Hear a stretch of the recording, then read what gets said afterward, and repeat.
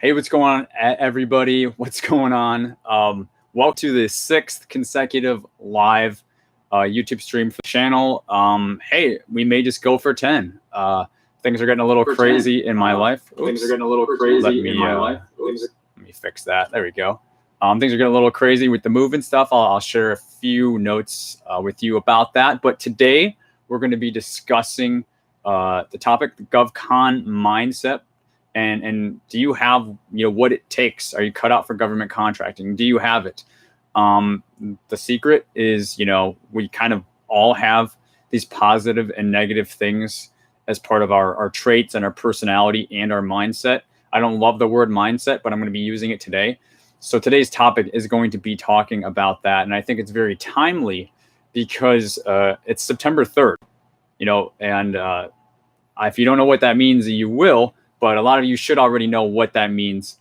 It's September 3rd, guys. Like, it's September 3rd. So hopefully you know what that means, but we'll get into it. So that's today's topic. I do have a few administrative things to get out of the way first before we dive into the topic. So just stick with me for a few minutes. I've been reminded recently, and, the whole point of this topic rose from me being a little more personal with you all since I've been doing these live sessions consecutively. I was reminded recently that, we're on YouTube, but the word YouTube, the focus of it is it's you. So from my standpoint, it's, I'm the you of, and you're the you, but if I'm sharing myself to you, like I'm the you. So I need to really be truthful and authentic to who I am. Okay, and I don't know if any of you are YouTubers or have a platform or brand or a business that you're trying to build, but it can be difficult trying to try to be perfect or give everybody what they want, make sure everybody's happy. That can be really stressful, and it is stressful for me at times. So today I'm showing up for you guys without a hat, and this is one thing that I'm doing to be more myself for you guys, with you guys, so you get to know who I am. And it's my goal over these live sessions and even the pre-recorded YouTube videos for you all to get to really know me more, because I think that's going to help with the learning process and just help with our relationship. We have a relationship. I have a relationship with all of you, and you're building a relationship with me. So, I'm super self-conscious. I just started shaving my head 3 or 4 months ago. My hairline got kind of jacked up just as I got a little bit, older when I turned 30. And I didn't really like, having to comb my hair a certain kind of way. Like, this is like personal stuff that I'm sharing with you. And it's just to be more real. Like, I'm a person. I'm not perfect. So you'll see me wear hats a lot. And it's just because I'm not really used to it. I'm not super confident. I don't know if my head looks weird or whatever. So, I've been just shaving my head bald, and, I'm pretty much used to it by myself, but in public, I'm not. And I hope you see, we're going to get to the topic in a few minutes here. But for those of you who are, staying with me each session, it's probably good that you get to know me a little bit. So, this is me putting myself out here. I'm on camera. I don't have a hat on, I'm totally, exposed, throwing it out there. And, I'm doing that for you. I'm being vulnerable for you. And maybe that'll encourage you to be more vulnerable, show up more authentic, in your life, if it's something that, there's a way that you need to do that. So I just wanted to say that. Let me check the chat here, guys. Then a few more admin things, and we'll get into the topic, I promise. Thank you for all the thumbs up. Chrissy Burnell, hey, Derek, what is up? Peyton, what's going on? The big one, yes. There's a lot of big ones, but things are getting amped up. Tracy, how are you, Tracy? And Peyton said, hi, Derek. We have a brand new EDWOSB. What should be our first step? Hey, Peyton, we can talk about that kind of at the second half of our live today. And I'll kind of go over the ground rules for the session. So thanks for that question. Lala, what's going on? Brian, thanks for jumping over. Happy almost Labor Day weekend to you as well. Black Dog Home Builders, thanks for joining us again. Absolutely. Thanks for the email response. Boki, what's going on, man? Yeah. From our session, you were bald as well. Thanks for the vote of confidence on that. And the Fred, thank you as well. I appreciate that, guys. Thank you so much. Welcome to all of you and all of you that are watching as well. Hey, the thumbnail for this video, I actually have the pod here up at my parents' house. We are packing the house. So if any of you are following that story, the house is being packed. My parents are leaving next week to Alabama, and then we'll be going within a week and a half to 2 weeks after that, maybe a little bit less. Things are getting crazy, but literally packing houses, so it's getting very real. That's why I did the thumbnail for this video that I did. So if any of you are following that story with me, that's kind of the update of what's going on where you're packing the houses. Well, also want to give a special thanks. I know I've got a few admin things to go through, guys, but they're important to me. So, we'll be getting to the topic, and I promise it'll be a good one.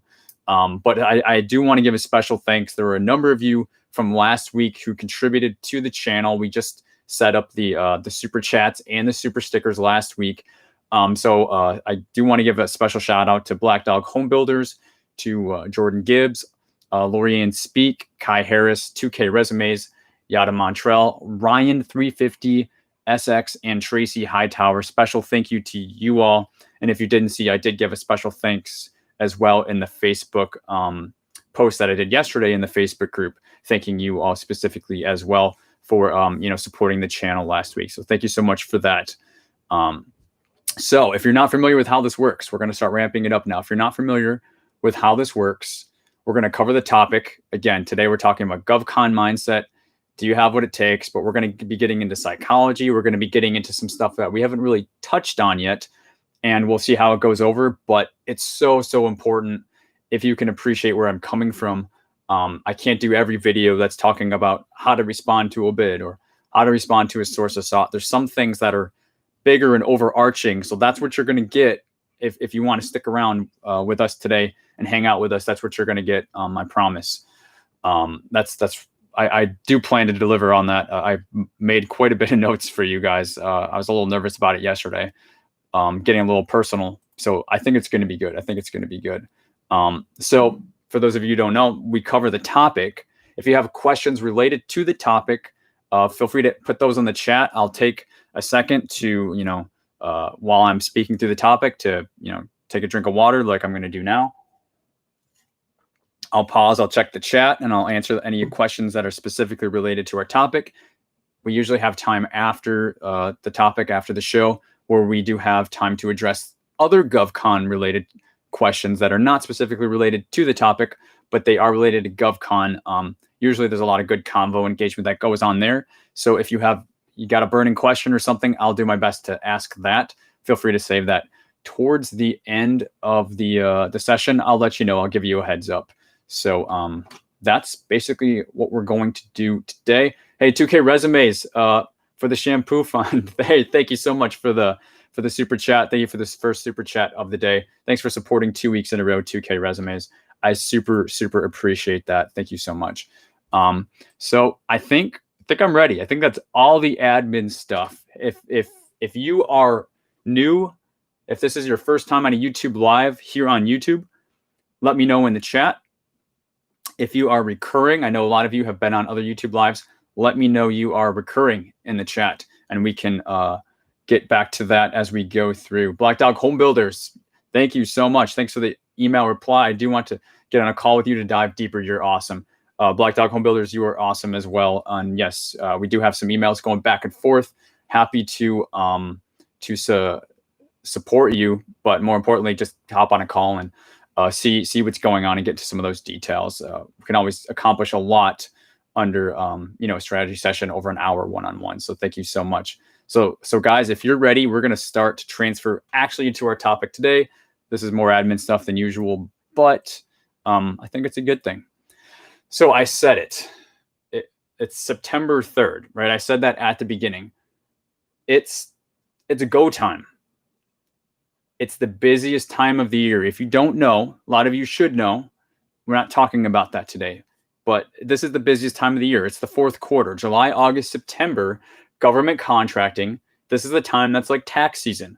Good luck finding an accountant in April, right? Tax season, it's nuts. For government contracting, good luck trying to do certain things like, build, relationships and do things that take time. You need to be bidding during this time, right? So my question to you as it relates to GovCon mindset, because I know some of you are, but if you're registered and you're set up and you're not bidding right now, what are you doing? This is like the most important, month. September and August are the hottest months of the year. If you are registered, if you have a Cajun DUNS number and you are not bidding contracts, then what are you doing? There is nothing more important. There is no single business development activities as a small business owner of a company of 1, 2, or 3 employees. There's nothing more important than you can and should be doing right now than bidding government contracts. And we're going to kind of transition to, some of the mindset things that may be affecting you, so that that's no longer an issue for you. But if there's something holding you back, could be educational or it could be psychological. That's kind of a little bit of what we're going to go into. We have more to talk about than that, but it's September 3rd. It's the first week of September. We happen to have a live session that falls on the 3rd. I couldn't just pass this topic up as it relates to mindset. And the connection is not very obvious up front. I may be saying this and you're like, Derek, I'm not making the connection. What does September 3rd have to do with GovCon mindset? Well, I mean, like I said, what are you doing if you're not bidding? Really what I'm trying to say, if you can read between the lines, is like, what are you not doing? What are the other things that you're focused on? What are the things that are holding you back, right? So I wanted to say that like 10 times. What are you doing? Okay. For those of you, I know Brian's on here. I know there's a number of you that are active. Cool. But this is still going to pertain to you. This still very much pertains to you. So if you are bidding, awesome. Stick with me. Because it's not just bidding. I know that we all have certain mindset things that can be enhanced as it relates to government contracting. So one quote that I did pull, something that's stuck with me for a while since I heard it, by a lady named Martha Beck. How you do anything is how you do everything. Now, I don't know if this is 100%, but I think it's probably pretty close if you were to give an honest look to yourself. I'll repeat it. How you do anything is how you do everything. How are you doing government contracting? Okay. And how are you doing other things in your life? Are you where you want to be with your government contracting business? If you're not, and you think you should be, say you have a disconnect between what's in your head and the reality that you're living in, say there's a disconnect and that equals unhappiness. They always say, what is it? It's when our expectations do not meet reality, that causes, depression, anxiety, sadness, so many of these things that, are afflicting people in the United States and all over the world. There's this mismatch. But how are you doing other things in your life? If you're not happy with your GovCon business, or if you want to take things to the next level, again, this is not just those of you who are fine that have won a contract or have won a couple contracts. This doesn't exclude you, because you need to take things to the next level. And what's stopping you from taking things to the next level is oftentimes your mindset, or I talked about it on the Facebook pregame show, but what you can conceive and believe you can achieve. But I won't get into that right now. I'll say it one more time. How you do anything is how you do everything. So how are you doing things? It's as simple as, how do you make your bed in the morning?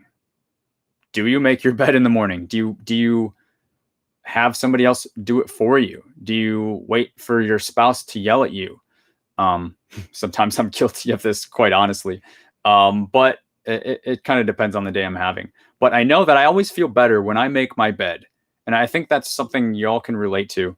And if that's not an issue for you and you make your bed, what happens if you don't make your bed? How will you feel, right? So this is a ripple effect, not how you make your bed, but your intentionality of your mind, your mindset, as it relates to government contracting. How you do anything, it really does act as a mirror of how you do a lot of things in life.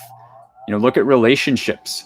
How you treat the people closest to you may give you a little bit of insight on how you treat strangers. or maybe there's a total mismatch there. Maybe you're nicer to strangers than you are to the people, closest to you. And that's a little bit, opposite of what we're going for right now. But I've seen that too. And you can probably relate to that too. But there's signs all around us. How do you do other things in your life? So what are the things that we can do in government contracting that are important? Like, what are the things? You can respond to source of sought notices. You can respond to bids. You can be building various numbers of relationships, as we talk about, with OSDBUs or contracting officers or specialists, small business representatives and liaisons. You can be doing proposal debriefs. You can going to government contracting GovCon conferences at your target agencies. That whole list I just spieled off, once you're registered, that's really where you should be living. Those things, if you that plus that plus that plus that, that equals marketing and bidding. All those things are marketing and bidding combined, and that's really where you need to live. How are you doing those things? Are you doing them in an intentional way? Are you doing them sporadically? Are you just scrolling through beta.sam.gov and saying, oh, that looks good, or do you have a strategy, right? Do you see the intentionality and the mindset behind how you could be approaching your business development activities? Are you even doing your business development activities? Are you like not being successful and you're playing the pity card? Are you just waiting for a contract to roll in the door? Of course, nobody in our community would do that. Of course not. Of course, that's not you. But what are things like this? You know what I'm saying? Like, if you're not where you want to be, what is your approach to things that you're currently doing? Hopefully you have an approach. I just want to let that sink in. Today's a little bit different, guys. We are really, and it's hard for me to do it because I can't talk to you about what's actually going on in your head. I'm actually talking to you right now like I would over like a strategy session or like on a one-on-one where depending on how the conversation goes, I might get into some of this stuff. But do you procrastinate? These are just a few of the notes I made. Is procrastinating a part of your personality? What about getting overwhelmed? We all get overwhelmed. How do you handle that? Because guess what? Procrastination and overwhelm definitely play in to government contracting. Why? Because you're a person and you have a brain and you have feelings and you have emotions and you have a family. You have stuff going on in your life and you need to make money, right? And you need to feed yourself. You need to feed people that are depending on you. So procrastination and overwhelm and some of these other things definitely pertain to government contracting, right? Because they pertain to those things and those things affect your life. So it's like, say you have a couple bids that are coming out. Are you procrastinating? Are you overwhelmed because you don't know which one? Are you going to try to do them both? And then you're kind of confused and you don't know what to do. So you just end up doing nothing and you say, oh, screw it. Right? Or do you maybe pick one and then you spend the time you have on trying to push through that one as much as possible and at least do a fairly good job on one of them instead of doing a poor job or no job at all on the two or the multiple bids that you're looking at? What about like fear? This is mindset, guys. Sometimes this phone could be very heavy. Like you can't even pick it up with two hands. If you got to call a contracting officer and you don't know what to say or you don't know how to handle stuff, that you should, that phone can get really, really heavy. And that's fear holding you back. How do you handle that? Do you push through it? Do you, educate yourself on maybe getting a bit of a plan, a bit of a call script so that you can predict the future at least a little bit. And then that gives you a bit of confidence. How do you handle these things? These are also part of your mindset. And really this whole thing is about like, are you handling these things or are they handling you? What do you have going on in your business this week, your government contracting business this week or this month? What do you want to get done and what's standing in your way? And whatever's standing in your way, what is your plan for that? Is that thing going to like push you around and bully you around? Or do you have a plan for that? and you're going to push right through it, right? Because this affects those who are winning their first contracts or winning their 20th contract. Like, it doesn't go away. And sometimes it gets tougher. Those of you who maybe you don't think this pertains to you, it only gets harder, and this, you can't escape it. Mindset affects all of us. Psychology affects all of us. How we handle things like fear, overwhelm, anxiety, as it relates to our life and our government contracting business. Those things, they're like shadows. They creep in everywhere. So how are you handling them, right? I had a few more things here that I thought were, hey, I'll just list them that I put as notes. Paralysis by analysis. Here, let me stop for a second. I'll check the chat. Let me know in the chat how this is hitting home, guys. I have two things more that I'm going to talk about this, and then I'm going to get into something a little bit more fun. But let me know if any of this is resonating. After I get a drink and I check the chat, I will touch on two more examples of this, and then we'll get into something a little bit more fun. But it's still going to be about mindset. But let me see here. Black dog home builders. That is a tough word, but very true. I had to get on a call, but you're back now. That's totally cool. Got to dive into it. Get prepared as much as possible. Absolutely. Hey, Derek, great advice today. I agree with being constantly consistent. I just scored our second contracts since starting in May. Woohoo. Thanks for all of your advice. The Fred, that's freaking awesome. Congratulations. And thanks for sharing that with the group here. Like, the group is kind of like the first to hear it. Congrats, the Fred. You just won your second contract since May. Like, it's your first bidding season. That's super, super awesome. Congratulations.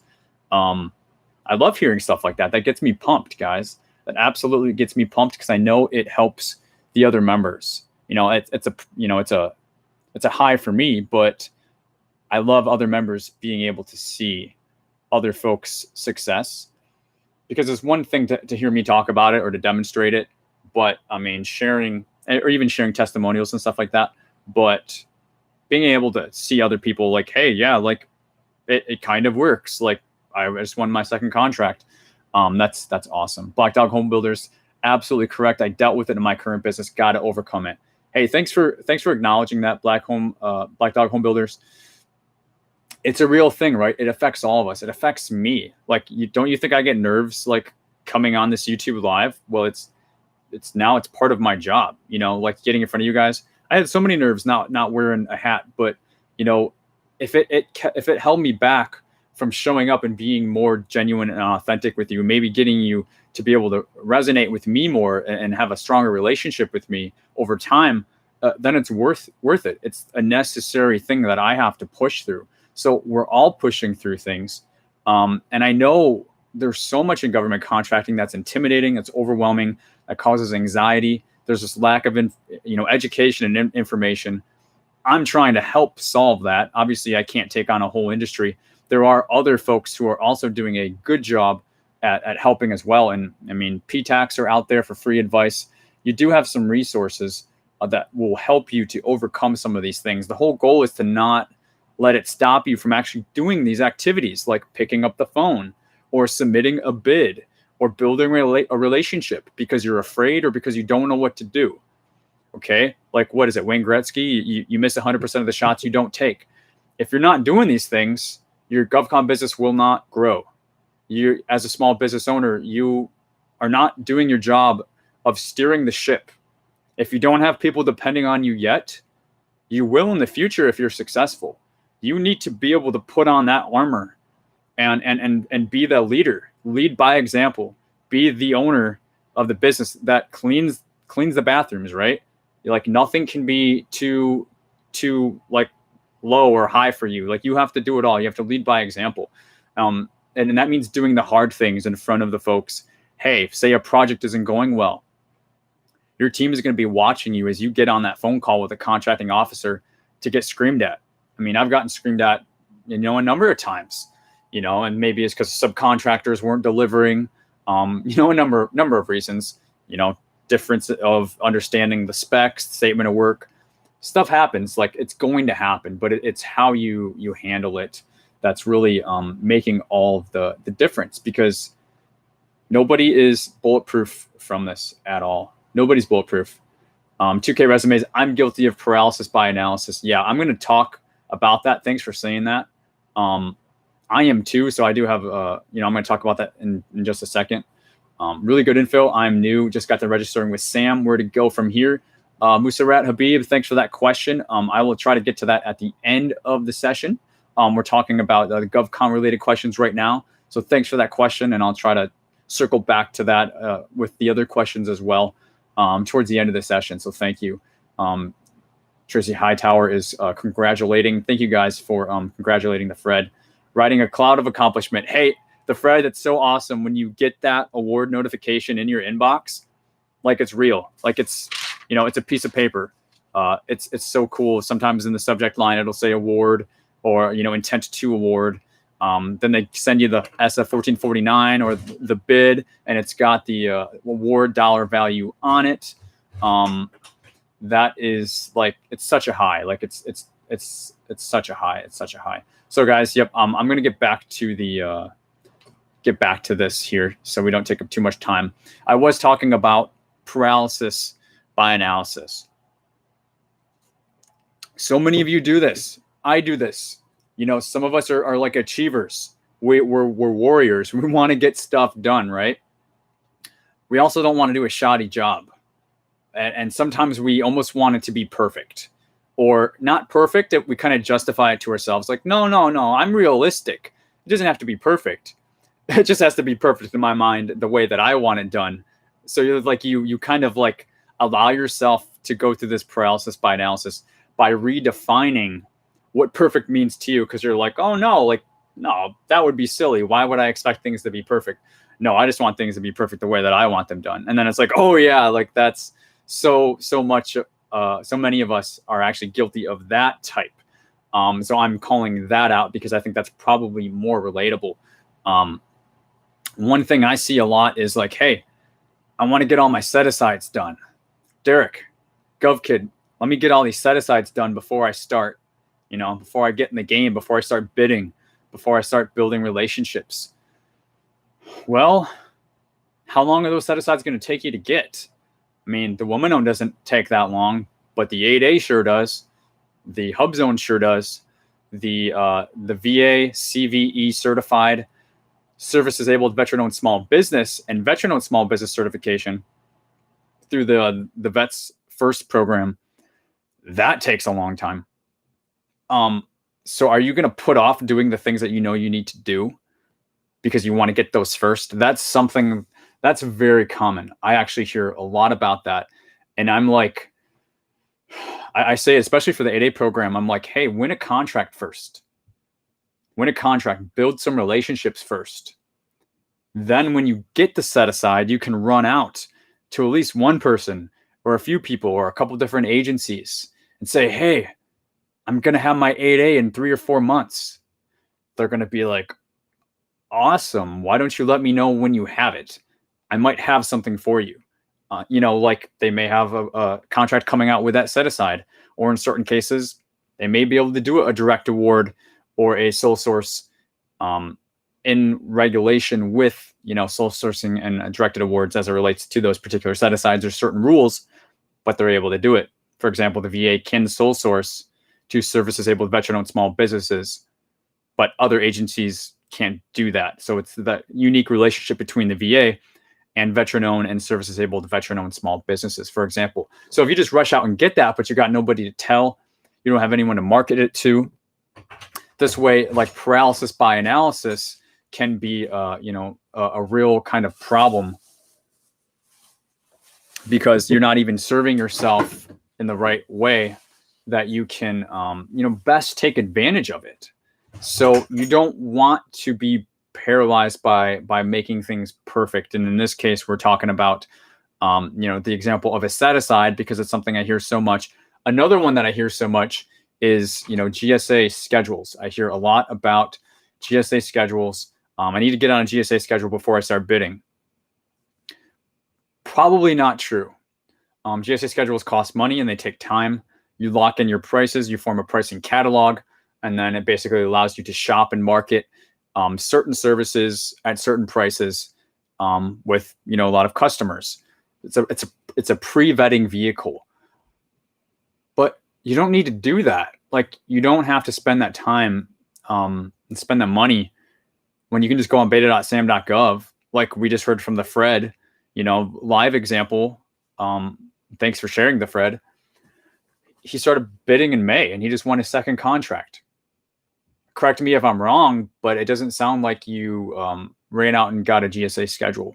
You may be bidding on beta.sam.gov or Unison Marketplace or some of these free and no barrier to entry like websites, resources, platforms.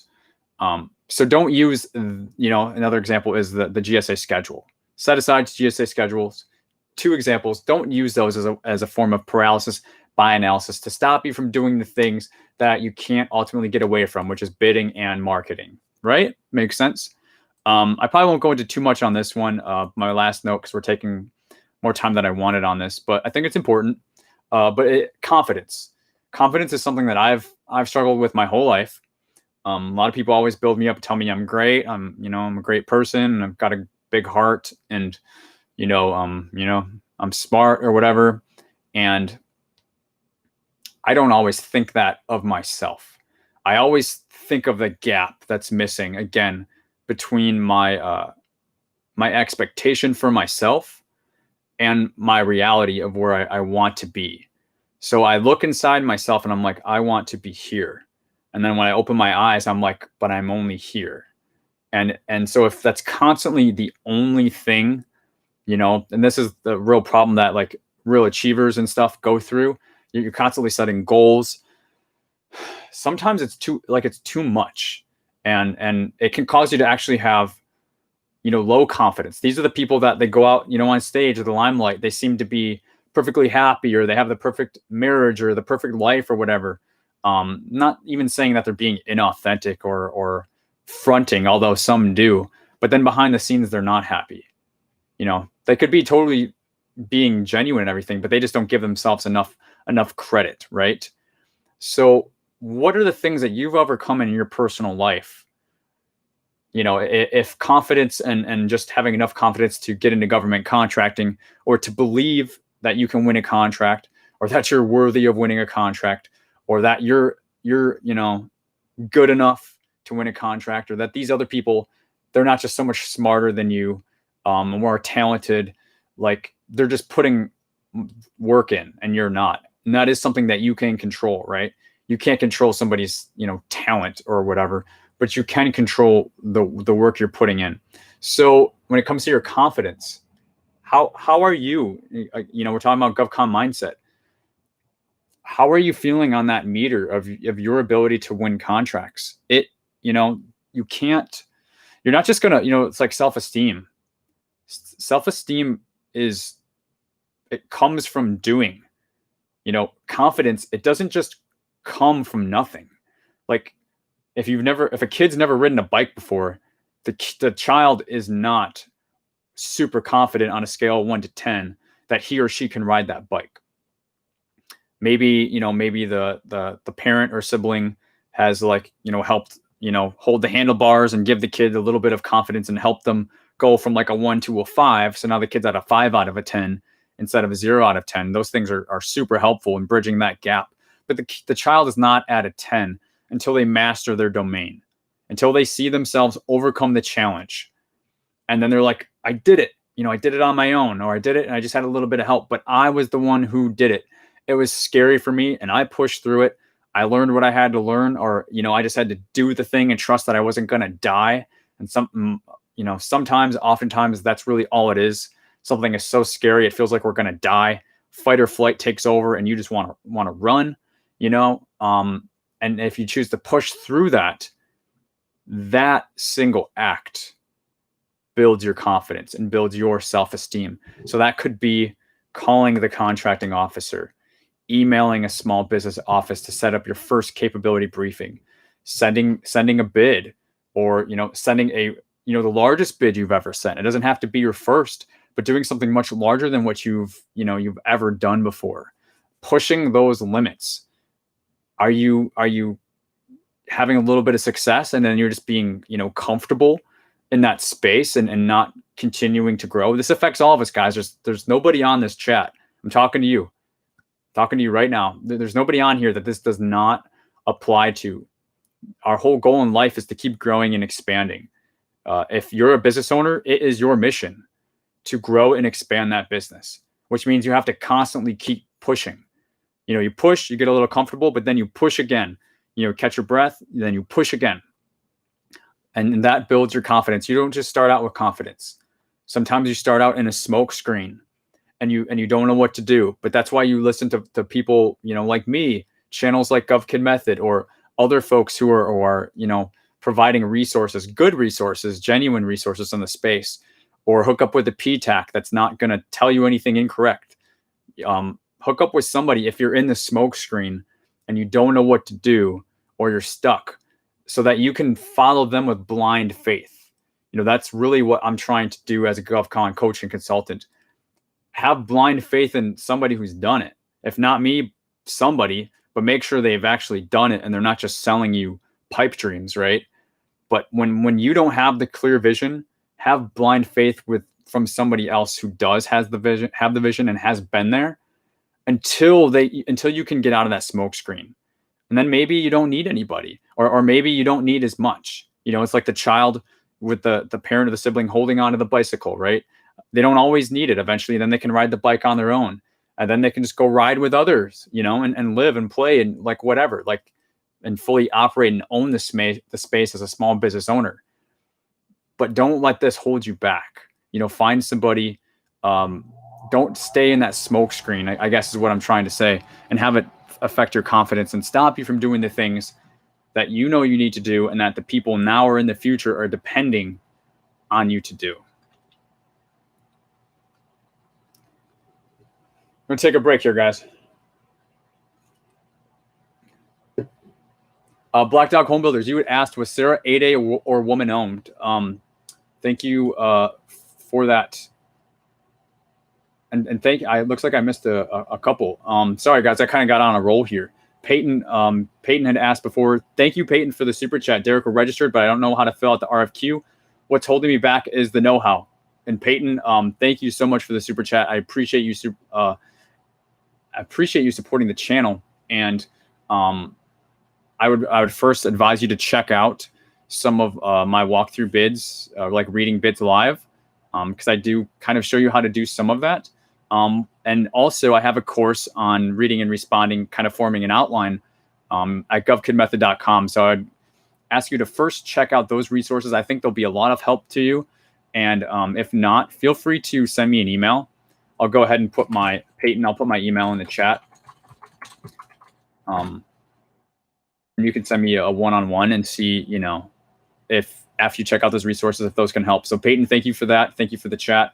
Black to Black Dog Home Builders, thank you for the super chat as well. Thank you so much. I really do appreciate it.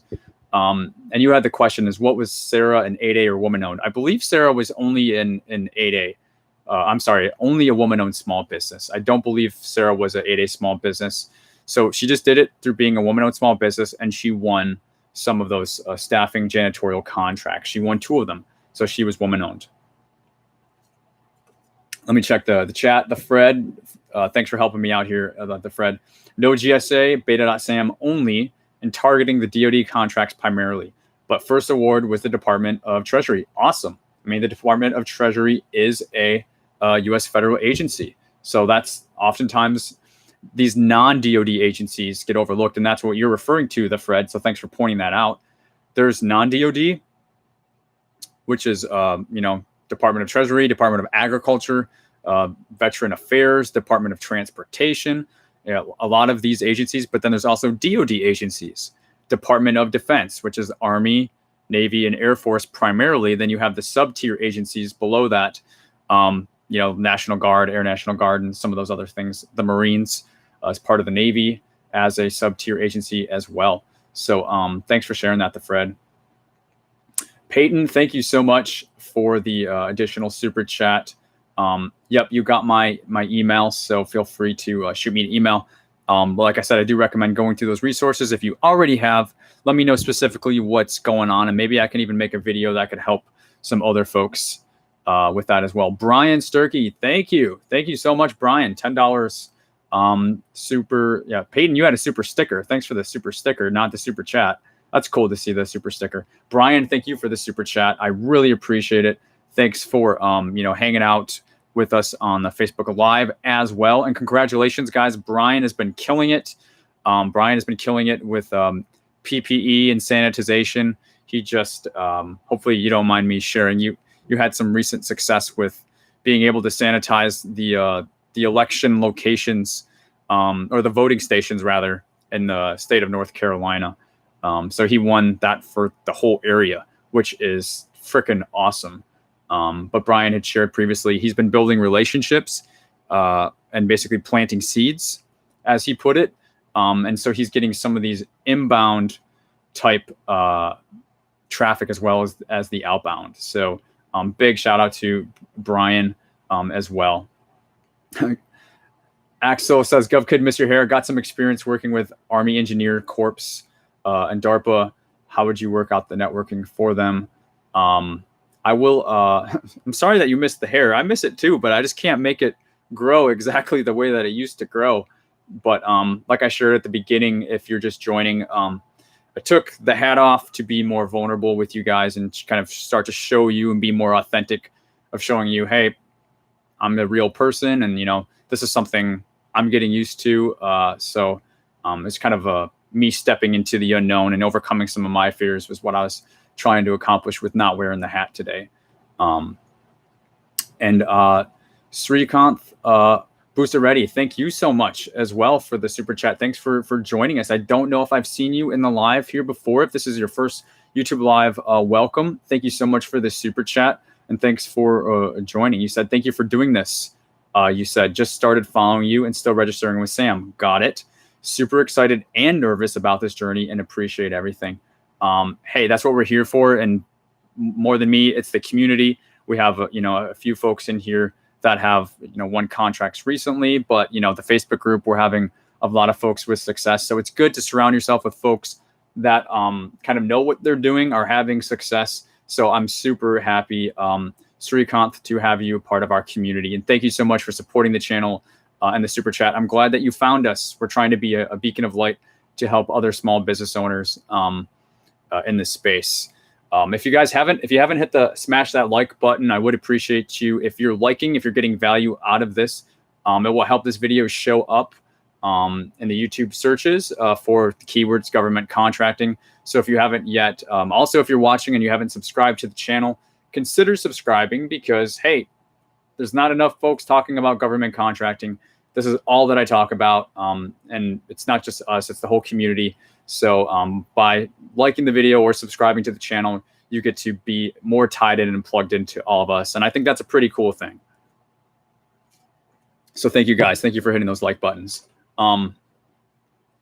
So as we kind of tear this back now, I love talking about confidence, right? Because this affects all of you in your government contracting business, right? The phone can be heavy. The keyboard can be heavy. The meetings can be heavy. The lack of education, not knowing what to do, can be heavy, right?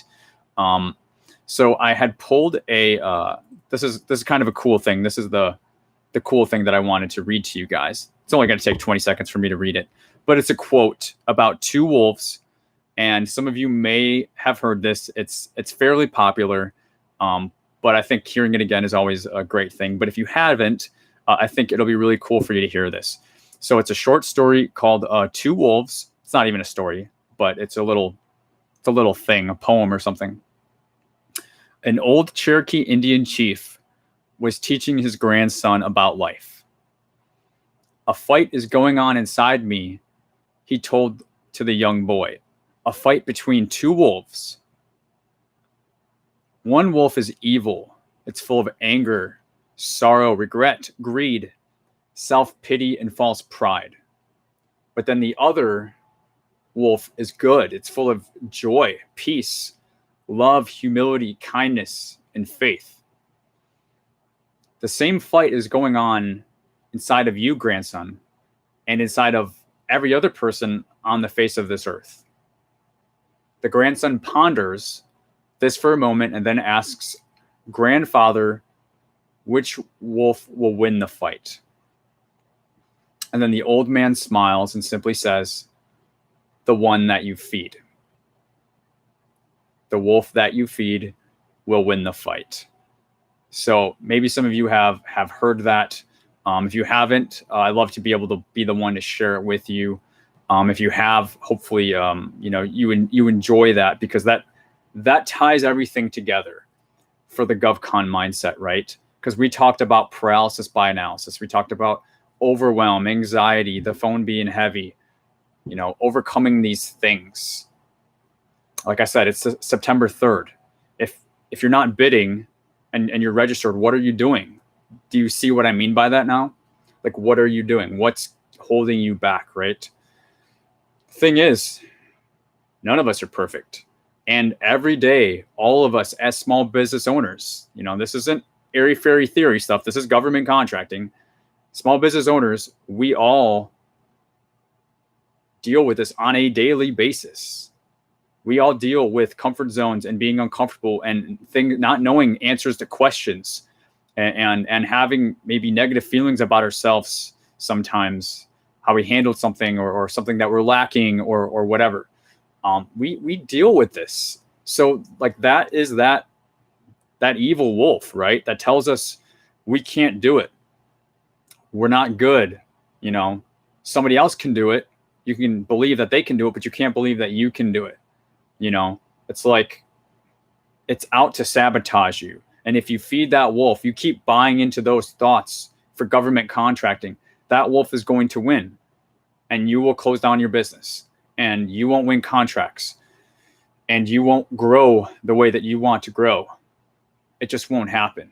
Like you have a choice. This is literally a fork in the road, because all these things with our mindset that we touched on today, we all have them, but we all also have a choice. Then we also have this other good wolf, as they talk about in the story. Are you going to feed that good wolf? Are you going to feed it your belief? Are you going to feed it strategy? Are you going to get a plan? Are you going to get educated? Are you going to not let these things hold you back? Because they will. This stuff is not easy, guys. It's not easy. And nobody cares, right? Like, nobody cares.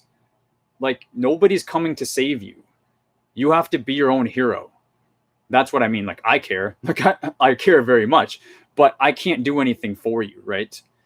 You have to be your own hero. And that's what that good wolf represents. That's what it means to feed that good wolf. It means to be your own hero. Things are going to happen. Whether you're brand new, if you haven't even started yet, or you've got some contracts under your belt, things are going to happen. You have to be your own hero. And it's not just for you, because eventually people are going to depend on you, and you're going to have to be a hero for yourself and for them. And oftentimes, so many of us, we will do more for other people than we will do for ourselves. I can relate. I care so damn much. I care to a fault. Like, I'm trying to work on that. I care so much about other people. And so I get hurt a lot, and it can make me like lash out, but it's all stemming from a place of, I care so much, right?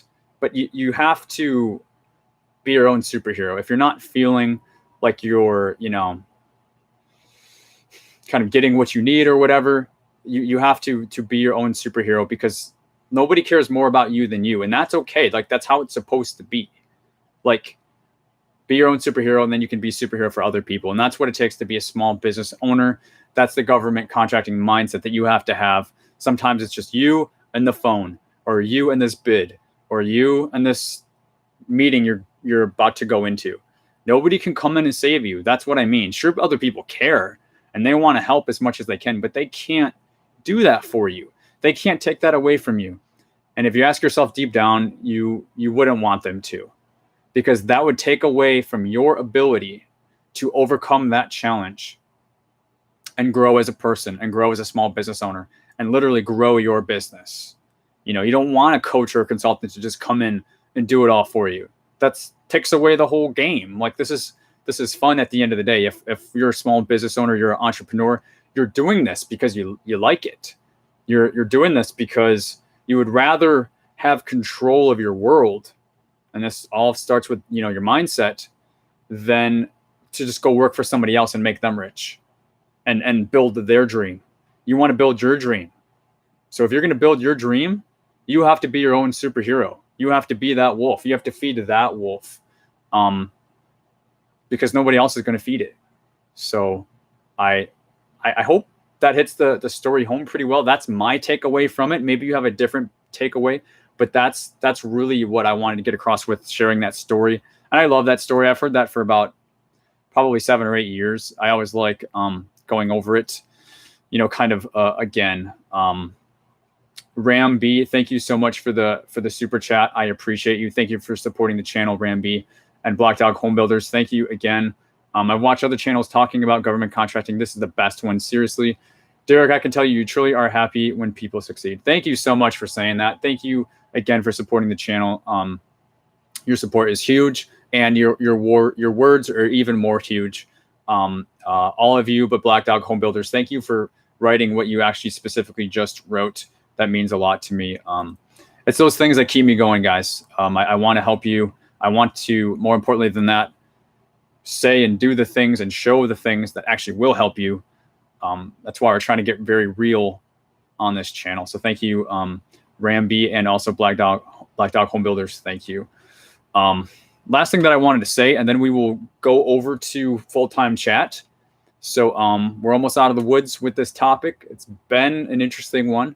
But there's one more thing I wanted to share. Then I'll go through the chat. I'll try to answer any questions that are not related to the topic, and we'll hang out in the chat for a few more minutes. So last thing I wanted to say, I don't know why. I don't know if I was like a weird kid or something like that, but I was reading like Tony Robbins books when I was like 12. Like I said, I very much was like an achiever mentality. I wanted to, have $1 million by the time I was 30. Well, surprise, I'm 33 and I don't have $1 million. I won $15 million worth of contracts for my boss. And I built her business, and I made her, well, she was already wealthy, but I made her a lot more wealthy. And I got paid out pretty decent, but like, I'm not a millionaire. Like I wouldn't be in a trailer moving to Alabama right now if I was a millionaire, probably, or maybe I would. Like $1 million is honestly not that much money nowadays. Although, I'm still working towards that, like a lot of us maybe. But like I had all this kind of crazy thoughts at an early age. Maybe you did, maybe you didn't. Maybe you had a calling. Maybe it's a better way of putting it. I had a calling at a younger age to do something big. So my whole life has been driven by kind of following this calling, and I never knew what it was, and I still don't probably know exactly what it is, but maybe I have a better idea now that I'm 33. But I had this calling to do something so much bigger and to help and serve other people. Those are really the two things that I was following. So at an early age, there's one thing that I did. I call it the rocking chair test. And I think others have talked about this, but I had never heard of it. It was literally just something that I dreamt up in my mind. And I would ask you to maybe do this with me, or maybe after today's session, throughout the day, when things are bouncing around in your head, think about this. And maybe you have thought about it, but remind yourself of it. I used to do this thing, and I still do this thing to this day on occasion, called the rocking chair test. And what you do is you fast forward to when you're, 90 years old, or however old you hope to grow to, and you're sitting in the rocking chair, and you're just rocking, and you're thinking back at your life. And you're thinking back at the things that matter. And I feel like one of the things that are going to be really important to me, hopefully I get to that age, but whatever age, it is what it is. But hopefully I get to look back. That's really what I want the most. Is I want to be able to look back and say, I really played full out in my life, right? Like, this is mindset, guys. I'm not trying to get super deep with you, but hey, I mean, life is deep. So I want to be able to say, I looked back at my life and I just freaking killed it. Like I played all my music. Like, that's what I ask. I just ask for my life, for myself, that I get to be able to play all the music that I have in me, like express all the stuff that I have innate as part of who I am. And as that relates to government contracting, it almost makes you question, like, why are you doing government contracting? And is it in a line with this 90-year-old self that's going to be in the rocking chair? Are you going to look back and say, truly, this was the right decision for me? I'm glad I did this. Or maybe, you knew this was a good stepping stone for something else. Hey, GovCon is something different for everybody, and that's okay. But what's not okay is not knowing kind of like why you're doing it.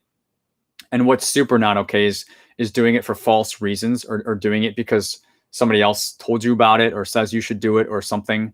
Because that 90-year-old self looking back is going to say, I wasted that time, or I wasted that money, or I wasted those resources doing that when I should have been doing something else, right? We're talking about opportunity cost. So I do the rocking chair test, and I invite you to do that, to fast forward in your mind when you're hopefully much, much older, healthy, and you have a million amazing memories to look back on. And you look back at your life and you look at how you treated what you were doing with your government contracting business. Did you friggin' own that thing? Like, you don't have to be perfect. We well established that earlier today. You don't have to be perfect in your GovCon business, but you have to play full out. You have to do your best. If that 90-year-old self can say, you know what, I did my best. I did everything that I could do, and I was wildly successful because of it. Awesome. Or, I did my best, and life showed me in time that it wasn't a fit for me. That's okay. There's no regrets. There's no regrets. Either way, it's a win. Life is a marathon. It's not a race.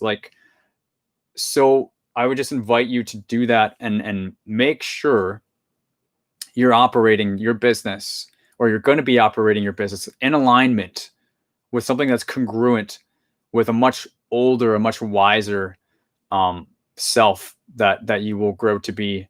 And I mean, who am I? I'm some 33-year-old. I still think of myself as a kid, giving some advice. I'm not trying to act like I'm something I'm not, some guru or something. I'm absolutely not. I'm just some guy. And this is something that I've done and has helped me, and maybe it'll help you, maybe it won't. But, kind of lastly, the last point I'll say is, doing this, it gives me that personal power that I need to overcome some of these challenges. If the phone is heavy, or I'm just not feeling it one day, maybe I'm just not feeling it. I don't want to send the email. I don't want to go into the meeting or whatever. Well, if you check in with that 90-year-old self, do this rocking chair test, and ask that person, what would he or she say? Really? An email? Really a phone call?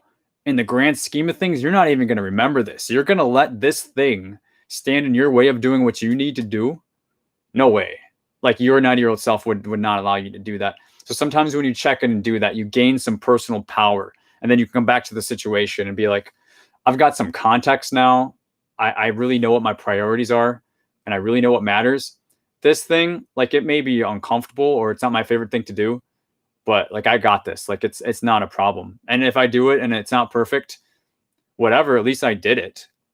The person who's doing something wrong and failing is always ahead of the person that's trying to be perfect and is not doing anything at all. So that's enough. That's enough of that. So let me, we're done. We're done with the topic here, guys. I hope that hits home. Hey, if anybody got some goosebumps, let me know. I didn't, but I almost did. I thought I was getting just to something good there for a second. So if that hit deeper than you guys, let me know. I hope it did. We're going to end the topic, and we're going to transfer all over to the chat now. So I'll go ahead and try to get caught up. Let me know if I missed your question, because there's a good amount of chat that I got to go back. Let me know if I missed anything, but I will try to answer everybody's questions now. So if you have a question related to GovCon, let me know.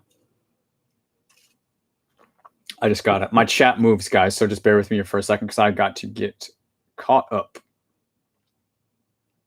And thank you again all for the super chats and the super stickers, and for supporting the channel. Thank you, each and every one of you who hit a like and subscribed, or who has just been hanging out with us today. Thank you so much. It really makes it worth me doing this. And more importantly, you're helping everybody else that's in the community, and that's really what's important here. So thank you.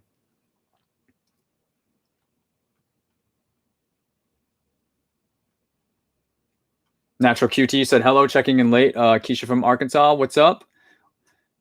What is up, Keisha? Thanks for joining. I know you've been on previous live sessions, so glad to see you.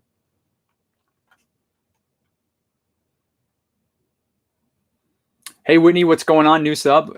Shout out to Whitney. Super excited. She is a new sub here, guys. What's going on, Whitney? Thanks for joining us. Yeah, we've got we have a growing GovCon community, so happy to have you be part of it. Black Dog Home Builder said it is a lot of growing up. Absolutely right. It is. I mean, I'm still growing through things. I think we all do. Teal Iris, Legacy Services Consulting. Just catching up. How do I prepare for a site visit? How do you prepare for a site visit? That's a good question. We had somebody on the last week's live who was on a site visit. He had to get on I think it was Ryan, if I'm not misspeaking here. I think it was Ryan that was on a site visit. He was flying back from Florida. What you do is you want to make sure you print everything. You want to have printed copies of statement of works, drawings, maps, depending on what type of contract it is. You want to have, if you have multiple people going with you, make sure you all have your own copies. You want to bring any questions ahead of time. Also, if you are planning to use a subcontractor, let them know so they can attend. If they can't attend, then, if they can't attend, then get their questions so that you can take those questions and maybe bring those up at the site visit. Not all questions are answered at a site visit. And that's kind of the beautiful thing about it. You can gain information while you're at the site visit. And then after the site visit, you submit your questions. All the companies submit their questions. And then those questions and answers are posted publicly on beta.sam.gov so that everybody who's bidding has equal access to information.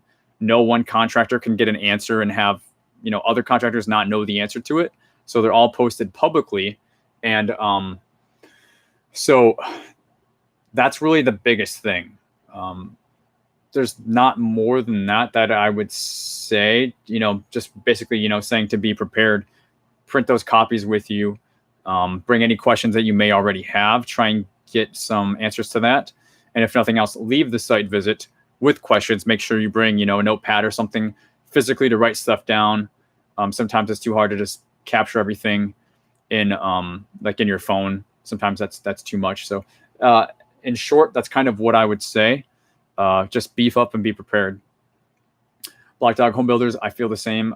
Called to greatness. Yeah, I mean, I know a number of us have that calling, and that's really I'll either reach that calling or I will die trying. That's what leads everything that I'm doing.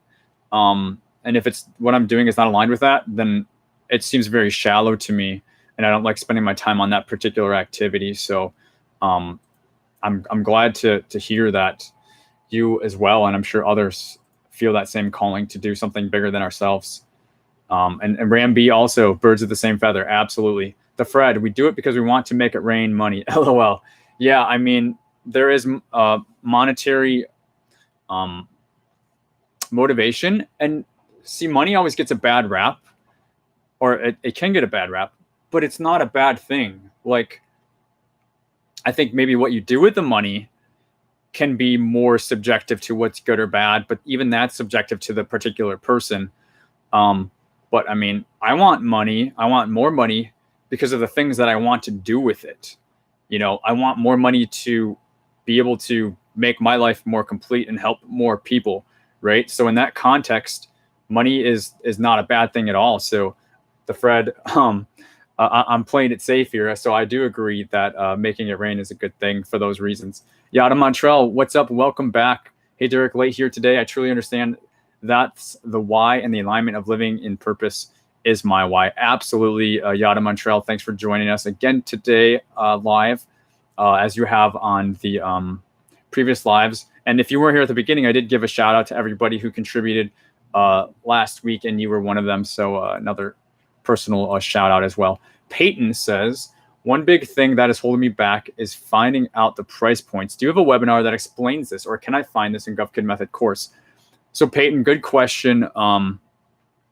When it comes to pricing, I did do a video on YouTube not too long ago. If you go back and you look at my recent videos where I talk about profit.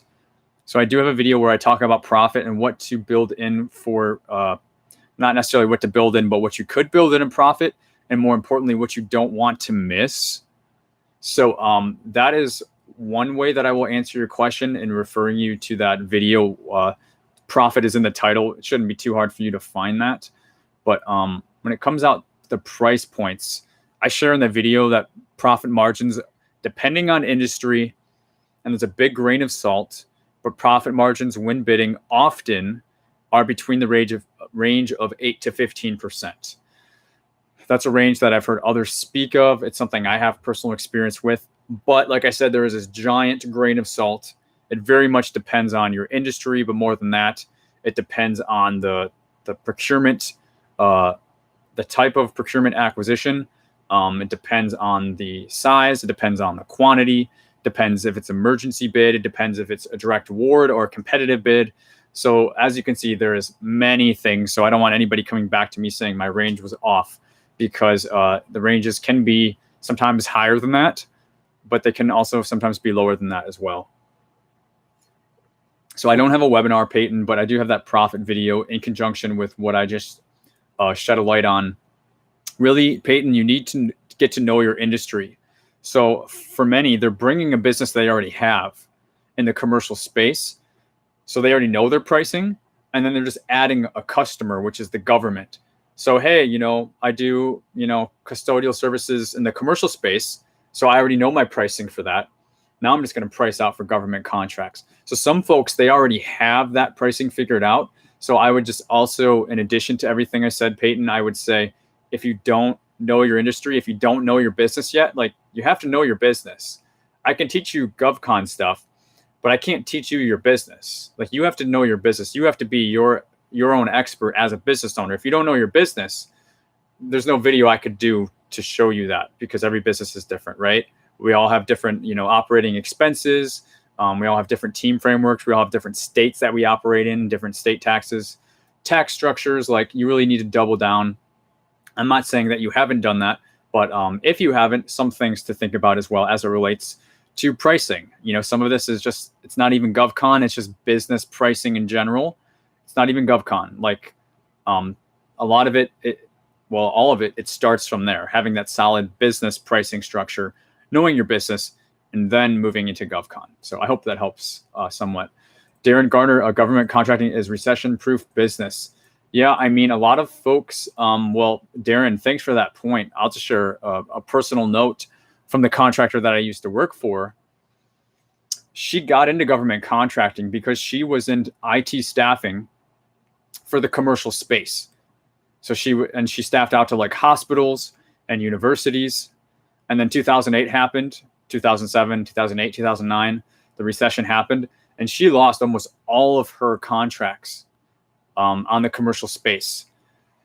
And then she found out about this little thing called government contracting. And during that time, it was booming.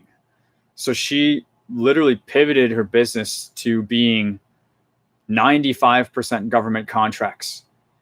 And then when she did that, she ended up winning a $50 million IT services contract, $10 million a year, to staff high-grade IT level folks.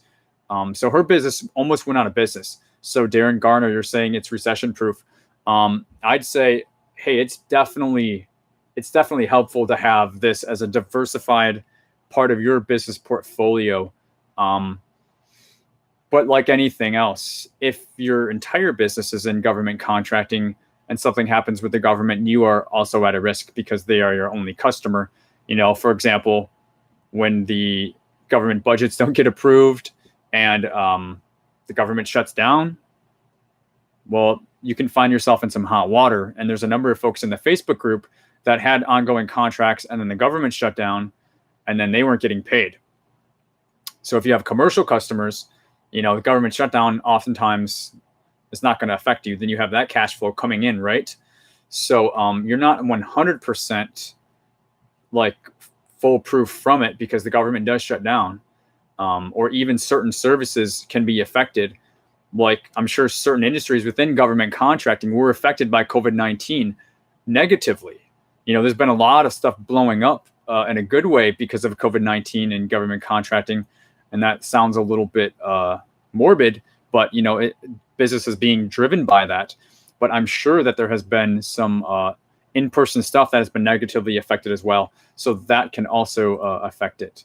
The Fred says price points, search beta.sam for words in your field, all the comps you need. Yeah, the Fred, thanks for sharing that. I wasn't going to get into like FPDS or award searches in beta.sam, but you're absolutely right. I 100% agree with you. So if you were looking, Peyton, if you were looking for ways to see contract awards, you can do exactly what the Fred said. So thanks for sharing that. Sam Marie Gaston, really enjoyed listening to this. Thank you so much. I'm glad to see you here. This may be your first live. I'm not sure. But thanks for, I do believe I've seen you in the Facebook group, though. I do very much recognize your name, just not necessarily here on YouTube. So thanks for sharing that, Sam Marie, and thanks for joining us. Chris P says, internal audit yourself. Hey, absolutely. I call it internal audits or a personal inventory, and literally like write down like what's important, what is your focus, and then take a track of all the stuff you actually are spending your time, money, and focus doing, and then overlap the two and see all the fat that you can trim off. I love that, taking a personal audit, also doing a personal inventory, as I call it. So absolutely, Chris P. Emmanuel Alonzo. Hey, Derek, I have my first meeting / conference. MS team call with an OSDBU. Any advice? Hey, that's awesome. Congrats, Emmanuel. I love to see that is a winning activity. That is a business development activity. So if I had a buzzer, I would hit that for doing the right thing. Also, the previous comment we had about doing the site visit, that's also a good thing to do. So that would be another qualifying activity. So any advice on your first OSDBU? I mean, I do have some advice. I do have I actually did a whole video about this. It was a live. I think it was one of our first YouTube lives a few weeks back. So check that video out, but I will try to recall some of the nuggets that I had from that live. The really kind of like the main thing was to be prepared. And, obviously you need to have your SAM set up. Like you shouldn't even be doing that if you're not registered. Have your capability statement done. If you have a company website, awesome. If not, that's okay. But also make sure you're set up in the Dynamic Small Business Search, DSBS. You have an SBA profile set up.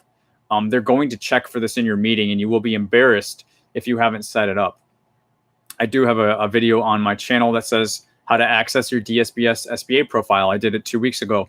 So if you haven't done that, that's also something that I could recommend that you do in advance of this meeting. But again, in terms of a few pearls, a few extra gems over the average, what you could do is print, any market research. So find the agency, that you're meeting the OSDBU with, the small business liaison. Find some sources sought, market research on beta.sam.gov. Go to notice type, the filter that says notice type, and scroll down to sources sought for your agency. Or find those that are a match for your agency, either way, and print those off. Find one or two that would be a match for your business or a potential match, okay? And print that off and bring that with you. That will make for a very good talking point during this meeting. It will show that OSDBU, that small business liaison, it will show them that you're doing your market research. And they may, more importantly, even know what's going on with this. It's just market research, so they are able to talk about it. When the bid hits, oftentimes it's too late. Like it's closed lips. No information gets out until after the award is made. But during this first stage, that's why I recommend sources sought. It's a great talking point, and you can often get a lot of engagement. That he or she may even know the contracting officer, may be able to go bring them into the room. Like I've had it happen. Some people may call me a liar, but I've literally had that happen. Oh yeah, so-and-so is writing this requirement. Well, dude, that's awesome. So if you print that source of sought notice with you and bring it, that allows for anything like that could happen to happen. But if you don't, you're guaranteed that that's not going to happen. So that would be a nugget. And then lastly, the second nugget for that, if you're going to do this, I always make sure the purpose of every meeting also is to get another meeting. So try and get a referral for somebody else, maybe somebody else in the office or even another agency towards the end of your chat together. Ask if there's anybody else that they would advise you to meet with, any other meetings. That way you make the most of this meeting, squeeze the most juice out of that lemon, and not only have one meeting, but now you can get a warm intro from a small business liaison to a second meeting. Doesn't always work, but again, if you don't ask, you don't get. And it's a very easy and like nobody usually balks at you when you ask that question. It's a good question to ask. So there you go. Peyton, super sticker, $10. Wow, thank you so much, Peyton. Thank you for the engagement. Thank you for the support on the channel today. I'm super excited for you. You're asking a lot of really good questions, Peyton. And those questions are going to lead you to answers, which are going to lead you to breakthroughs in your knowledge and to doing those business development activities to ultimately win contracts and start progressing your GovCon business forward. So thank you so much for that. And like I said, you're on the right track. You're asking the right questions and you're in good company. You guys, you're all in good company. So thank you. Let me get caught back up here on the chat. So yeah, Emmanuel Alonzo, wrapping up. That was my advice for you for your meeting with your first sales debut. That would be my advice, okay? Sam Marie says, if you're bidding on a contract out of state, you can't make it to the site visit, can you send your subcontractor? Sam Marie, good question. Yes, you can. I've done it. What I would recommend is tell your subcontractor to represent your company, or to represent both. But sometimes I've even had them wear like a badge from our company instead of their own. But really, you don't even really have to do that. Like usually, it's fine.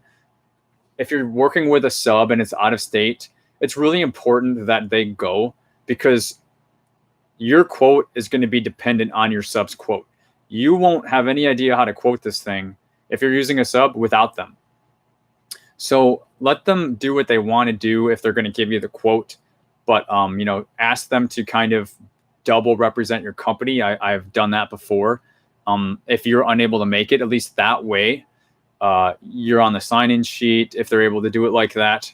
Or if they talk to somebody, they can even say, yeah, we're bidding through some sort of teaming or through a prime sub arrangement. And that way they can tie you into the conversation, so that ultimately the contracting officer might know, who the bid's coming from. So you absolutely can do that. I would just use a little bit of that business acumen and strategy if you want to, instead of just saying, okay, here you go. Just have like a pre-game conversation. And lastly, Sam Marie, if you have questions, because you need to make sure that sub is quoting, you need to make sure that they're quoting correctly. You can't just have them give you the quote and say, okay, I'm going to put my markup on it. You need to make sure that they're not missing anything. So you need to be reviewing that statement of work if you can't make it. And if you have questions, send them down there with those questions. Again, you're probably going to submit those as RFIs after the site visit anyways. So don't rely 100% on your sub, Sam Marie. Make sure that you're putting your eye on it, because they could miss something, or there could be some sort of misunderstanding. Hell, I've even had it where a sub gave me a number and I'm like, it seems kind of low. And they're like, oh, well, we just quoted part of the job. I'm like, no, I need you to quote the whole job. Like, you have to quote the whole thing, or like, I'm not using your quote. So you need to make sure you're on the same page with your sub also. So yeah, that would be my advice. Brian Sturkey says, money for me equals freedom to actually live your life in pursuit of your passion. 100%, Brian. I totally agree. It's been 2 years since I left my job, and I've been working for myself, building this coaching consulting business, and I've loved every second of it. I mean, I haven't made like a lot of money, because I haven't built up to that level yet, but I'm so much more enjoying what I've been doing these last 2 years. than the 5 or 6 years that I was at working for the government contractor, even though I was making 6 figures. And I was saving a lot of that money because I had very low expenses. I paid off all my student loan debt and I bought my car outright. I don't like debt. I've always been into personal finance. I don't spend money on anything. So like for me, freedom is also huge for me, Brian. And I can really tell that in your post that's really driving behind what you're doing, because it's the money, but it's also, like we talked about, what the money represents. For me, freedom is absolutely huge. I wouldn't be able to do this move. I wouldn't be in this trailer if I was working at some job, So me putting in those 5 or 6 years, saving the money and everything like that, it allowed me some downtime to build this thing, which, I'm so much happier doing. And so that's freedom for me, and freedom for anybody else who's trying to build a business. That's the whole point of building a business, guys, for a lot of us anyways. Yeah, and the Fred says, welcome, it takes a village. It absolutely does. And hey, guys, I don't know everything. I'm certainly not some damn guru, and I don't want to be. I know business development, so I'm building relationships with GovCon accountants. Like, accounting is not my strong point. I don't know everything about GovCon accounting. I don't. If you ask me certain things, I would say, gee, I don't know. I know the DCAA website. If you go to Google, you type in DCAA, Defense Contracting Audit Agency, they have certain ways that they like to have things laid out if you do an audit. But the whole point of DCAA is, if you get audited, if you win a contract, you become eligible for an audit. And what they're going to do is they want to make sure the way you're tracking things is consistent. And then they're going to let you know some layouts that they would like you to follow in terms of like labor distribution, cost and base pools, things like that. But when it gets to that level of depth, I mean, I need to use an accountant. Like, that's not my area of expertise. So it absolutely takes a village for your business and for the community. Ryan, what's up? Yeah, great memory. I was in Florida last. Yes.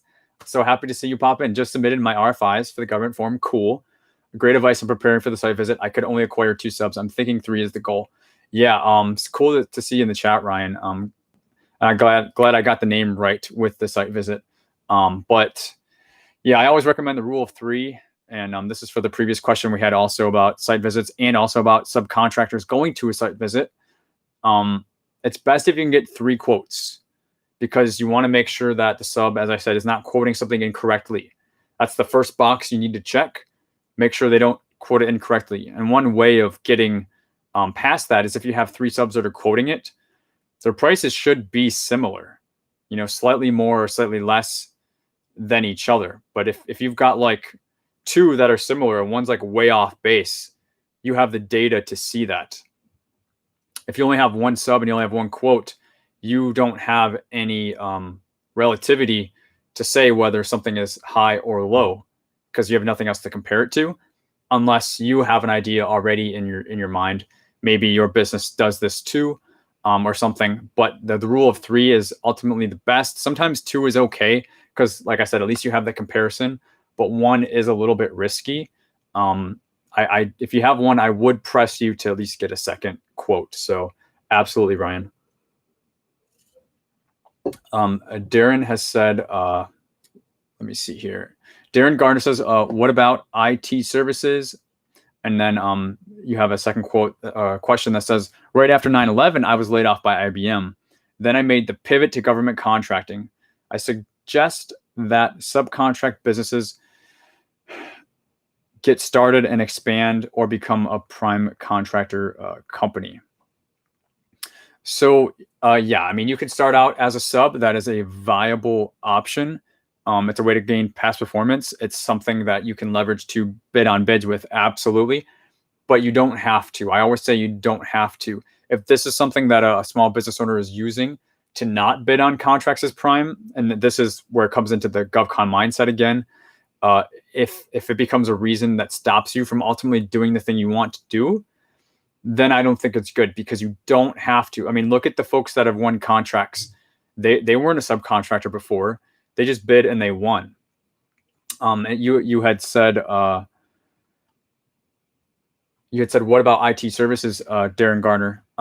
IT services is huge. It's hot. Excellent bill rates if you're talking about staffing, but also really good margins if you're talking about IT services in terms of like maintenance or project-based IT services. Super high in demand. I mean, anything with technology and the government, I mean, they're so behind. They're constantly having to advance. So if you're in the IT services space, there is a lot of opportunity, especially within the Department of Defense, also non-DoD agencies, but Army, Air Force, and Navy is huge for IT services. Just got to identify those NAICS codes and those keywords and start seeing what specific agencies are putting out the type of IT services you're looking on bidding on. But just generally speaking, what about them? There is a lot of opportunity. So Black Dog Home Builders, it really is possible to do very well. That excites me as well. It's extremely possible to do very well. It's really just getting out of your way, a lot of it, and that's why I decided to do mindset as a topic, because the bids are out there today. They're out there tomorrow. We know seasonality. We know winter does come. So there is a time, ebb and flow to hunt and to farm. That's always there. But how big you want to get should be more of a business decision. It shouldn't be I don't know what to do. Like you got to quickly kind of get over that and get busy doing the things you need to do. And then deciding how large you want to be really should be one of your main things as a CEO, steering the ship, the big ship that is your company. Even if it's just yourself, or if you've got a few people working for you on a team, either way, like, or larger than that, it's all good. Either way, you're steering the boat, and it's really up to you. How quickly do you want to grow? And then your strategy for the year should be backed in from that. What is your pipeline estimate?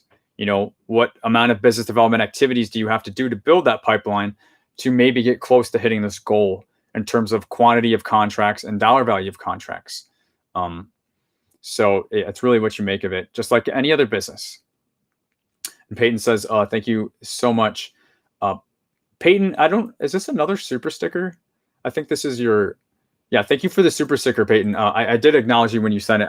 I'm making sure you didn't send another one. But thank you so much, Peyton. I'm just getting caught up in the chat here, so just want to make sure I didn't miss that. But thank you. Love the super stickers. Those are pretty cool to look at. I know that I also have the power to make my own stickers, which I'm probably not going to do anytime soon. But those are pretty cool. So thank you again. And Darren Garner says, right after 9/11. Okay, I already read that. So we're getting down to the bottom of the chat here. Emmanuel Alonso says, thank you. You're so welcome. And Ramby says, what are the best ways to find IT contracts? The best way to find IT contracts, Ram, is just like any other contract. So you start out by identifying a NAICS code or a product and service code that may be associated with the particular IT services. So you could go to Google. You could type in SBA NAICS. So SBA space NAICS. That'll pull up within the first three links a size standard table with all the NAICS codes. So you can click on that. It'll bring you all the NAICS codes, and you can start reading through them or do a control find for IT and start seeing what codes are related to IT or other information technology. You can also do the same for product and service codes. Go to Google, type in product and service codes, and within the first three links, it'll bring up a site for acquisition.gov. That will give you a Excel sheet download that you can download, and it'll give you like 20 tabs of all the different product and service codes. Also search through those and identify your 4-digit product and service codes. So come up with a short list for your IT codes, NAICS codes, and PSC codes. Then go over to beta.sam.gov, plug those in the filters. There's a filter for NAICS code and a filter for PSC codes. You can start plugging those in. And that's all just to get started. Like, that's not the end, but that's just to get started. Plug those in and start seeing what comes up. Then you're able to start seeing what agencies are buying more. There's some other activities you can do on USA Spending as well. If you go to USA Spending Advanced Search, you could also plug in the NAICS code, and it'll show you what agencies buy the most. I also show you how to do that in my course on GovKidMethod.com. the course that's called "What Should You Sell to the Government," or determining what to sell to the government. I cover how to do that in that course. So that's in a nutshell kind of how you could get started, Ram, to specifically find IT contracts, or you could use that process for finding any type of contract. So that relates to all of us. So thanks for the question. Tieleris, Legacy Services Consulting. Great info and coaching, Derek. My notifications are on following. Hey, thank you so much for the support. I appreciate that validation, letting me know that this was helpful. So thank you so much. And Chris says, how do I find RFQs that I don't have to be ISO certified to bid on? So ISO certification is, in my experience, it's rather specific to certain types of work. Again, more industry focused. Like, you're not going to see an ISO certification for staffing, for example. You might not see something like that for like construction, but you probably will find it for something like manufacturing, for example. So without knowing, Chris, what industry you're in, not that it matters a whole lot, but just know not all industries require that. There is not like a search filter that can filter by like needing ISO or not needing ISO. All you can really do is get more familiar with the agencies that are putting out the type of good or service that you want to provide as a small business, and you'll get used to seeing the requirements for certain agencies. They'll kind of require it or they won't. So unfortunately, there's no cut and dry thing. It's going to come through repetition and practice, and opening up the statement of work, opening up the requirements, Control F for ISO. And you can also go on to get ISO certified if that's something that's preventing you from. But there is, not all contracts require that. But you'll find that it's more specific to certain industries. Some people are probably like, what is ISO? I don't even know what it is, because it doesn't exist in their industry. But if it's something that's going to be in your industry, then eventually you're probably going to have to get your 9001 or whatever the other certifications are that you might need to get, as a strategy for your business. But yeah, that's really the best answer, unfortunately, I can give you is got to get to know your agency, get to know your customer, and find out what their recs are, because you'll more often than not see those again and again. Yeah, out of Montreal says, I'm happy that I'm part of this journey and being a Doru, not a guru. Absolutely. 100%. Yada, thank you so much for that. That made me laugh. And Whitney says, I'm struggling with starting. Okay, I'm listening, Whitney. I started watching another YouTuber and now I'm lost. I don't want to confuse you. I'm sorry. You said that I have decided to stick with you. Do I need a website and a database to track everything? I absolutely don't want to confuse anybody. I know there are different YouTubers out there. But if you have a certain something specific, which I think you probably do, that is maybe conflicting with something you heard elsewhere. I mean, I'm pretty as transparent as it gets. Like, I don't have anything to hide, and I don't have a hidden agenda at all. I just put it all out there. That's how I believe in building the business. So if there's something that's questionable that I ever say, if I ever say something incorrectly, I will be more than happy to correct myself or say I was wrong or something like that. But everything I speak from is from my personal experience and my story, or from others who have been successful in the space, or from other folks that I have consulted and worked with, and I'm pulling from their experience and their business. So I don't just pull stuff out of the air or make things up. So my voice is cracking. Talking about growing up, my voice is still cracking. So Whitney, thank you for that. If you want to send me an email, DerekJames@GovKidMethod.com. If you're having a real challenge, maybe there's a few sentences I can write or something like that would help you. Or if there's something that you don't want to get into, it's kind of where I'm getting at. I don't want to call anybody out in the YouTube space. If there's something that's conflicting, but you don't want to talk about it publicly, feel free to shoot me an email, and maybe we can have that conversation offline if that's something that you feel like you need. Because I don't want to like mess with your plan if you already have a plan. I think you should have just one plan and you should stick to it. And whatever that plan is, you have to stick with that. So hopefully you get my intent and what I'm going at with that. So cool. Black Dog Home Builder says, stick with Derek, just my opinion. Thanks. Thank you, Black Dog. I appreciate that. Whitney says, thank you. It's not you. It was someone else. Yeah, no, I definitely know it was someone else. I know a lot of the people in the space. I may even know what's churning in your brain, but I won't jump to conclusions. So you have my invitation. If you have an issue like that, to shoot me an email. Tracy says, in terms of developing an agency, and probably going to wrap it up here soon, guys. Going a little bit longer than usual, which is cool. But I do got to get going. But Tracy says, in terms of developing a staffing agency, got it. Would one need to have a background in that specific industry for contracts? No, absolutely not. I love that question. One of the great things about doing some sort of staffing agency is you can start general. So you can start like professional and administrative. There's, even NAICS codes focused just on professional administrative types, professional services, staffing services, admin services, the data entry, front desk. These are not technical positions. Even if they were, it's not like you don't need to be a nurse to recruit a nurse, for example. And medical is a little bit different. And sometimes a business may need to have certain licenses, or, at least the employee absolutely would. But, like insurances and things like that when you get into medical. But everything that's not medical related, because medical really is a special thing, you don't have to. You don't have to specialize in what the person is specializing in. You have to specialize in people.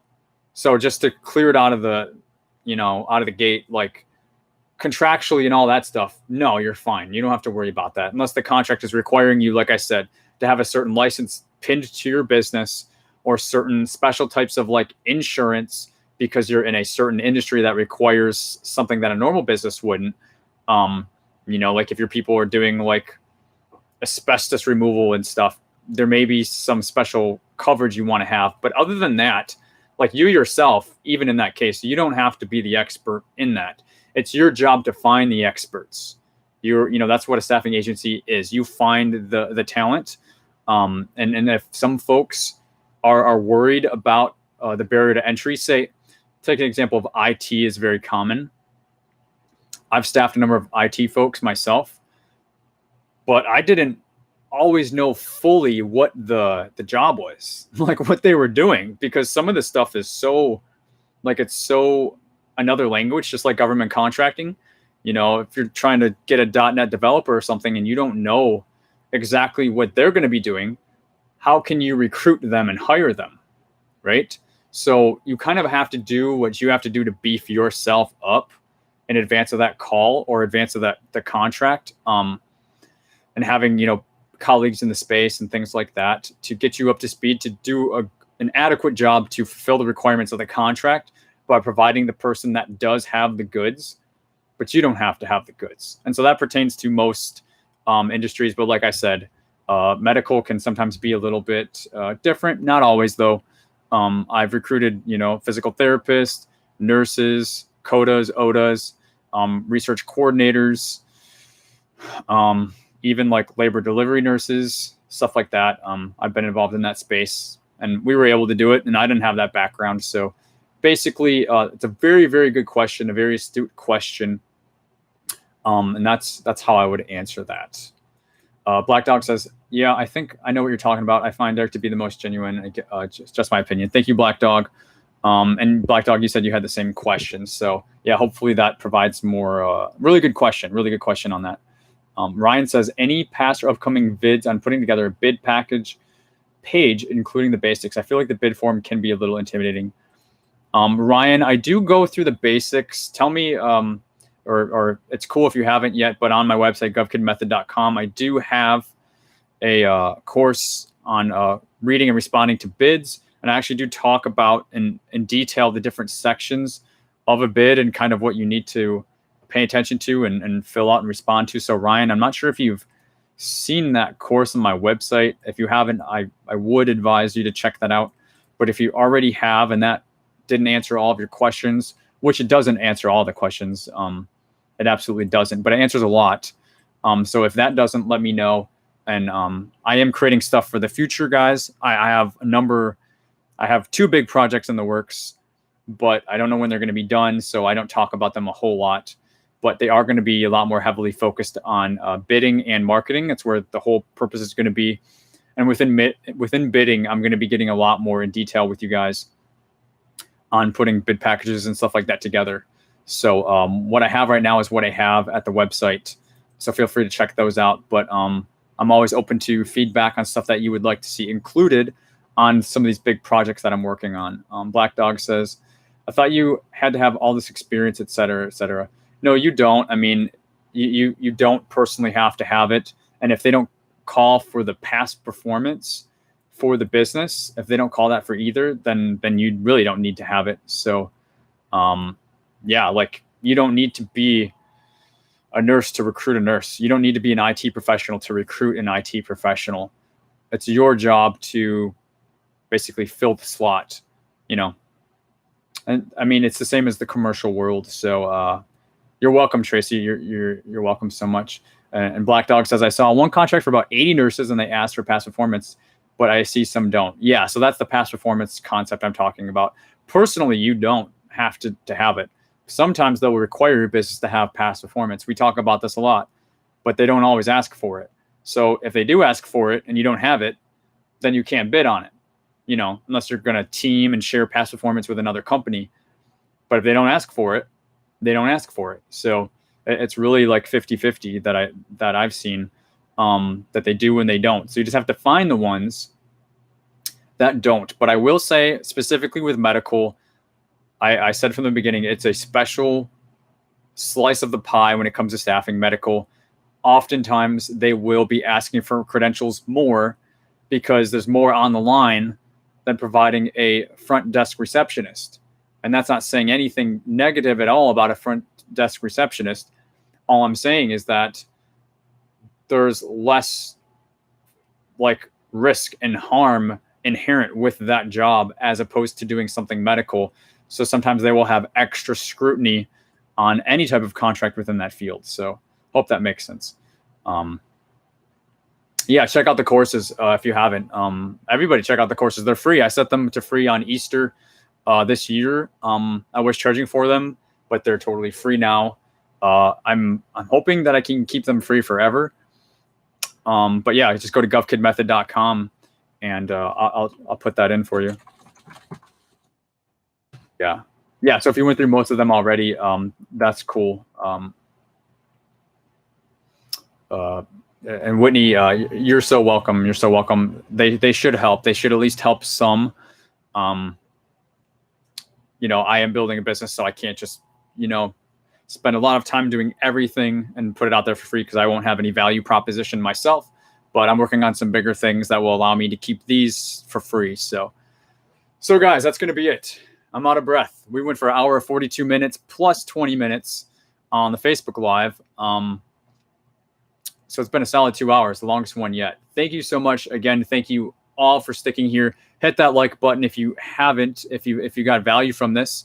And if you haven't subscribed and you want more GovCon, then hit the subscribe button because I'm not going anywhere as long as I have my way with it.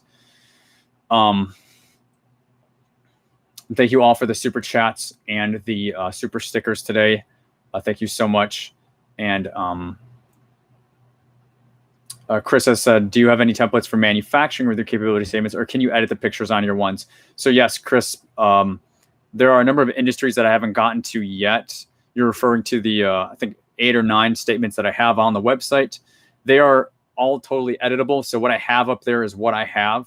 But all those photos, they're done in Microsoft Word. So if you're at least somewhat savvy with Microsoft Word, all you got to do is basically take out the photos. You can delete the photos, add in new ones. You just got to get used to doing the move to front, move to back, and that'll allow you to move the photos in front of text or behind text. If you move the photos behind text, it will allow you to easily move them around the document on Word to put them wherever you want, or just to swap them out. So Tracy, grateful for your expertise. Thank you so much, Tracy. Great to see you on here again. Thank you all. I'm going to sign off now. Have a great upcoming weekend. And I will I'm thinking next Friday. We'll go live. Stay in the group. Stay in the know with the communication. It'll probably be next Friday though, but I'll let you know. So I'll see you guys then. Have a great one. Thanks.